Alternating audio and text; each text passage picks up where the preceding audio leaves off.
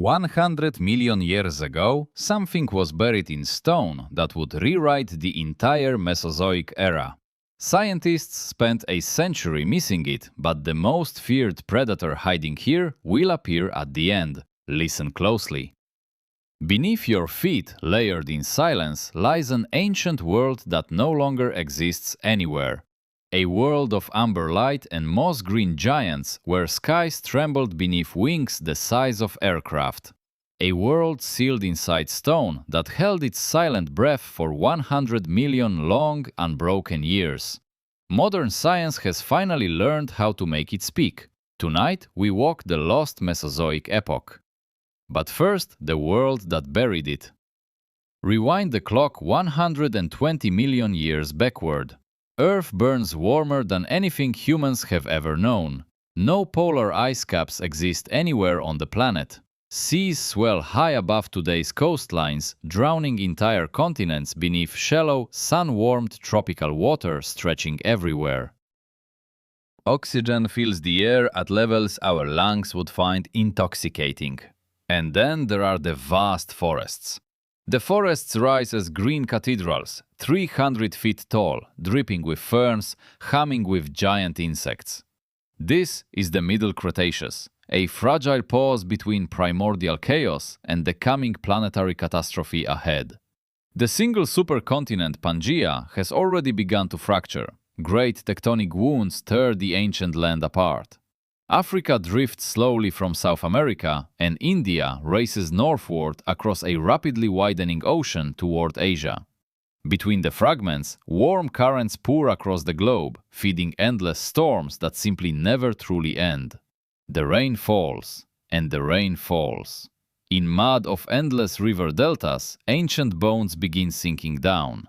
That mud is the reason we know any of this. Bone does not survive alone. Bone requires burial. It requires silt, ash, tar, or lime, sealing it away from oxygen and time. The Cretaceous provided all four. Africa's inland floodplains, Mongolia's ancient dunes, the chalk cliffs of what will one day become England itself. Each one a slow, patient grave, each one a message in stone addressed to whoever comes to read it. And into this world of amber twilight and endless rain walked the first true monster of the Cretaceous. His name today is Carcharodontosaurus, the shark-toothed lizard.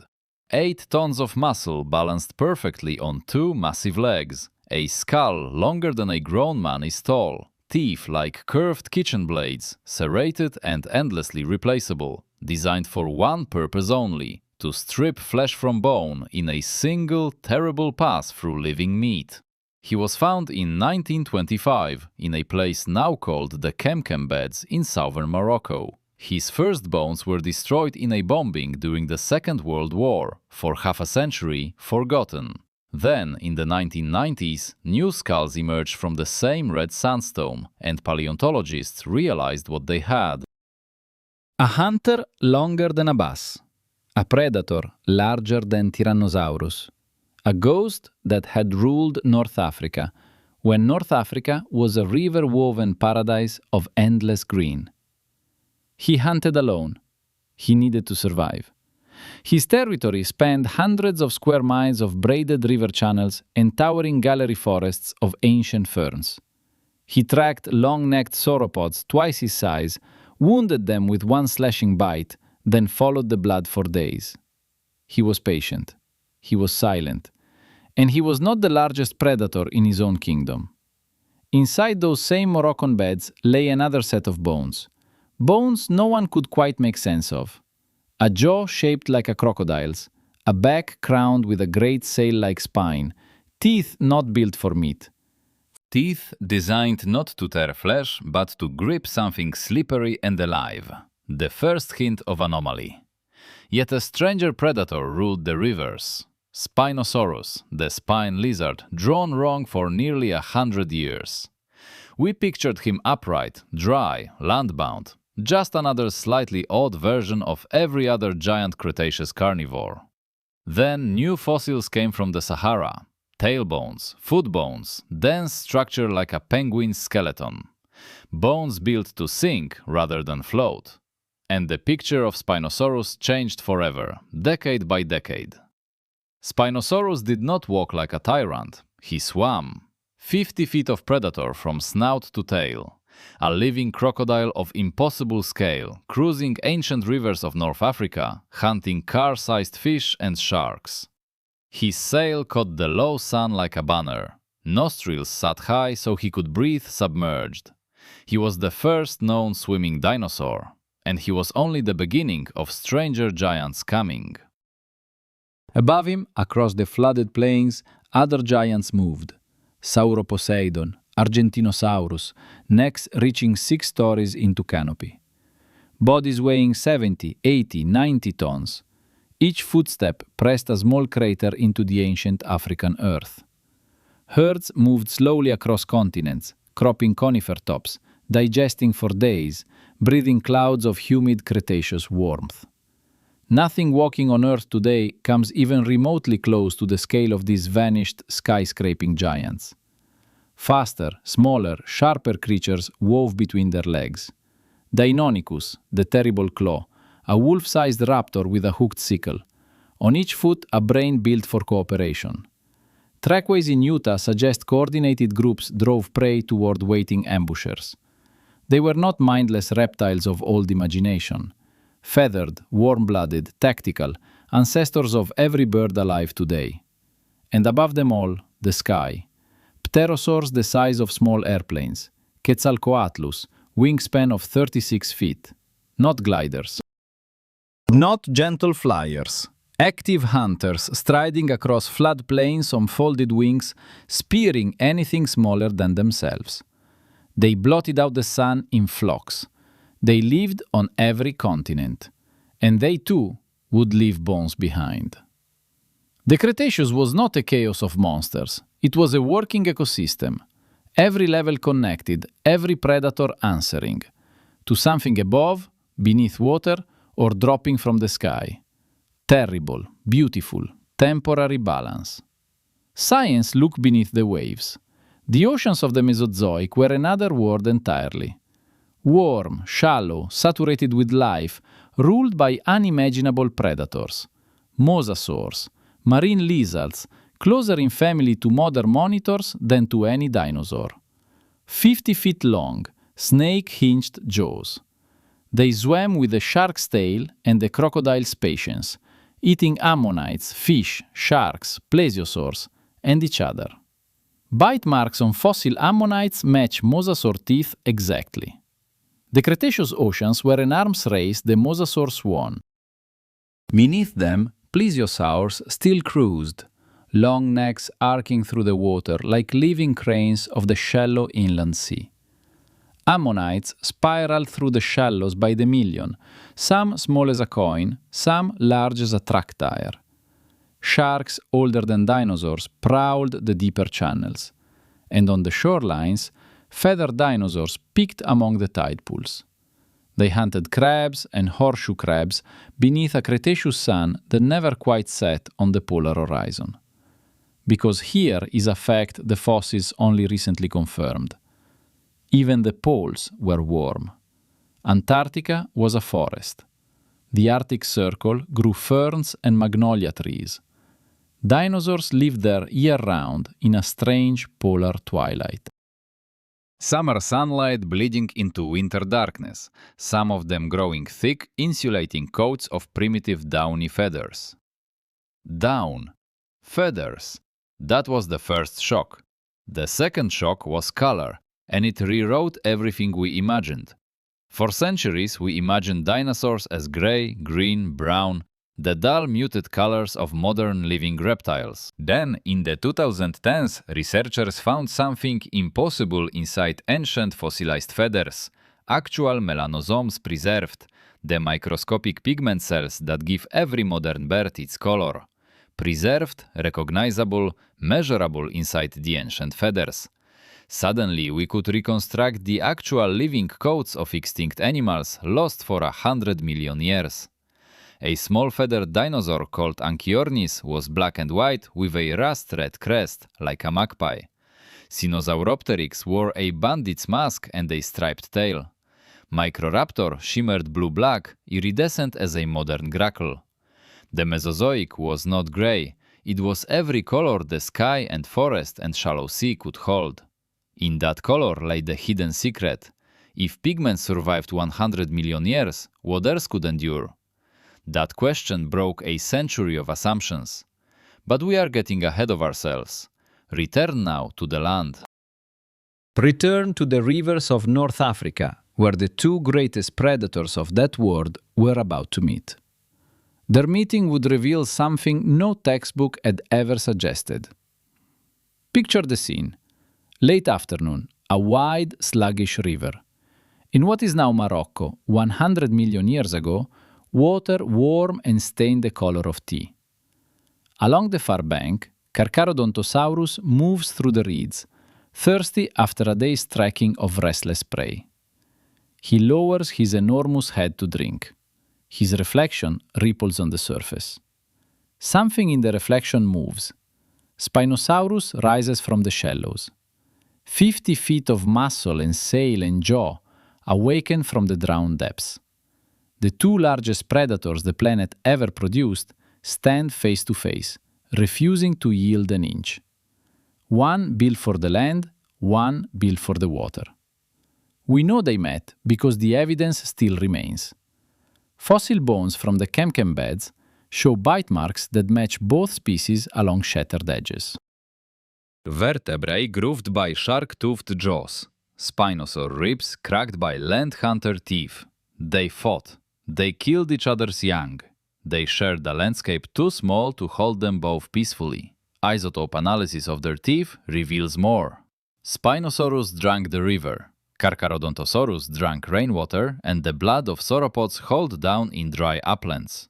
They avoided each other most of the time, working different shifts, hunting different prey across separated hours, meeting only at the seams of their overlapping worlds. This was not the simple predator hierarchy old books drew.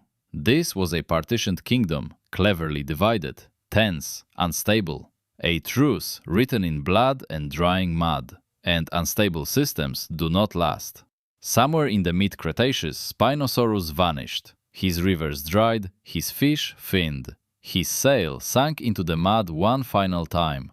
Carcharodontosaurus outlived him by a few million years, then followed. New predators rose. Tyrannosaurs in the north, Abelisaurs in the south. The kingdom reshuffled again and again. Balance shifted, fractured, repaired itself, fractured again. And something in the sky was about to change everything. 66 million years ago. The world has moved on. The great sail-backed hunter is only a memory in stone. New giants roam. Tyrannosaurus rex prowls the northern forests. Triceratops herds thunder across floodplains. Quetzalcoatlus casts its shadow. Life is dense, complex, unimaginably rich. Then, a single point of light appears in the daytime sky. It grows. It does not go away. The object is roughly 7 miles across, an asteroid or comet fragment. Traveling at more than 40,000 miles per hour, it has crossed the solar system entirely unnoticed. It has aimed itself, by pure statistical accident, at the Yucatan Peninsula, in what is today southern Mexico. It will not miss. The impact releases energy equivalent to more than 100 million hydrogen bombs. In an instant, the crust of the Earth becomes vapor. A crater 60 miles wide opens in the seafloor. Mountains of rock and molten glass hurl into space, falling back through the atmosphere as burning rain. Within minutes, forests thousands of miles away catch fire from the sky itself, ignited by falling debris. Then the shockwave arrives. A wall of pressure flattens everything in its path. Then the water rises. A tsunami hundreds of feet tall rolls across the Gulf of Mexico into North America, drowning entire ecosystems. Then the dust arrives, enough to blot out the sun for years. Nuclear winter, not metaphor, actual freeze. Photosynthesis stops. Plants die. Then the animals that ate the plants. Then the animals that ate those animals. In a matter of months, 3/4 of every living species on Earth is simply gone. Silence rolls across continents. Every dinosaur larger than a chicken, every mosasaur, every pterosaur, every ammonite spiraling through the warm shallows, gone. The fossils recorded precisely. A thin gray layer runs through the rock of every continent, dated exactly. Inside it, geologists find iridium. Iridium is rare on Earth but common in asteroids, the fingerprint of the killer. Above the layer, no dinosaur bones remain. Below, the last of the Cretaceous, preserved forever in stone. The world that had built itself for 150 million years ended in a single afternoon. The seal closed, the stone held for eons. Then modern science finally pried the ancient seal open. Here is where the real story begins, the story the fossils hid for 100 million years.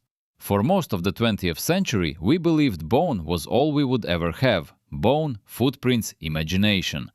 The soft parts we assumed were forever gone, rotted before mineralization, erased by deep time, impossible to recover.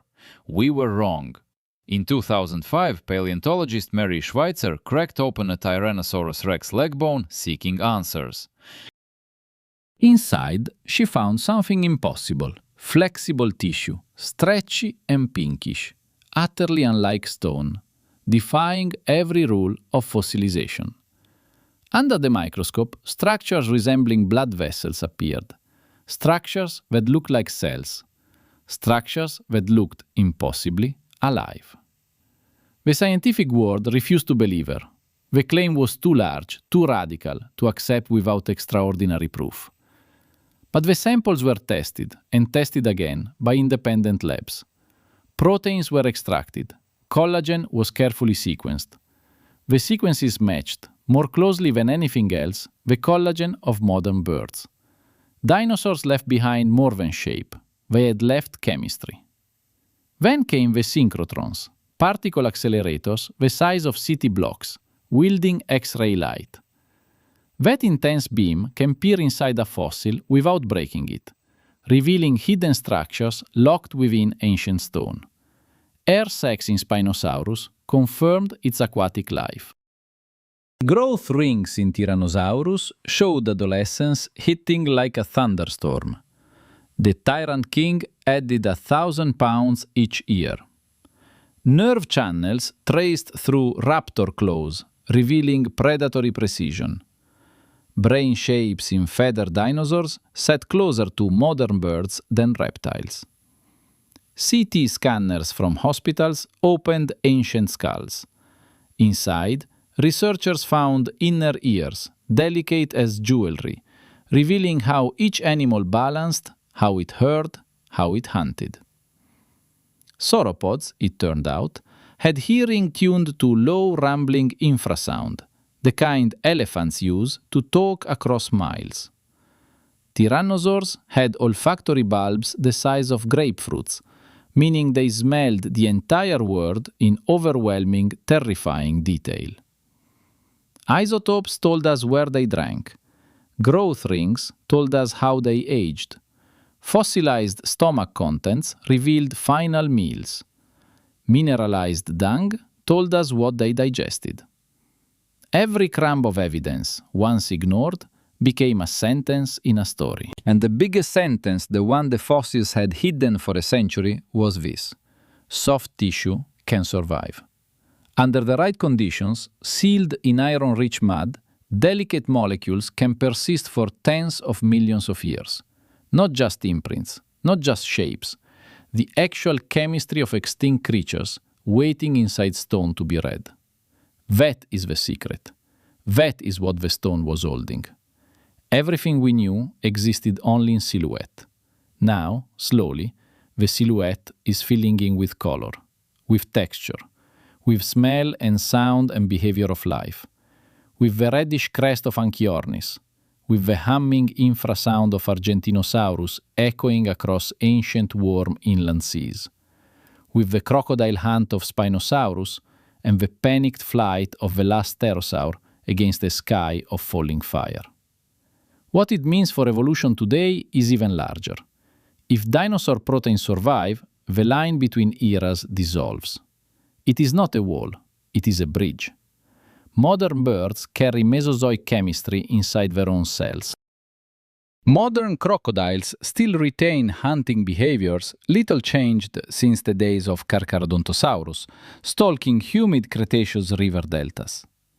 Deep in our own genome, we carry ancient sequences shared with creatures that watched the meteor fall. The Mesozoic is not gone. It is folded inside every living thing. Yet one epoch guards a darker truth. Because before the Cretaceous, before the Jurassic, before there were dinosaurs at all, there was another age. Older, stranger. Ruled by predators with faces like nightmares carved from bone. Its name is the Permian. Fossils are time capsules. Each one is a letter written in a language far older than language itself. Each one carries a face, a color, a habit, a last meal preserved across 100 million years. Together they form a library 100 million years deep, and we have only just begun reading it. Consider your place on that timeline. If life's history on Earth were compressed into a single day, dinosaurs would have ruled the entire late afternoon and evening across that ancient day of deep planetary time. Modern humans arrived only in the last few seconds before midnight, brief as a single flickering candle flame. Everything we have built, every city, every song, every war, fits inside a mere heartbeat of geological time. The rest of that day belongs to creatures whose ancient names we are only just beginning to remember. That is the invitation, to keep traveling, to keep listening to the stone whisper across the deep silence, because the next chapter of this journey does not belong to the towering giants of the late Cretaceous. It belongs to something older, wearing teeth that predate the very concept of what a predator could be. Something whose reign ended in a catastrophe even larger than the extinction that erased the mighty dinosaurs. The next epoch hides an even older monster, waiting patiently in the ember shadows of a forgotten world. Subscribe to continue the journey to a world that no longer exists, buried beneath 100 million years. Activate the bell so you do not miss the next chapter of Prehistoric World, our ongoing expedition.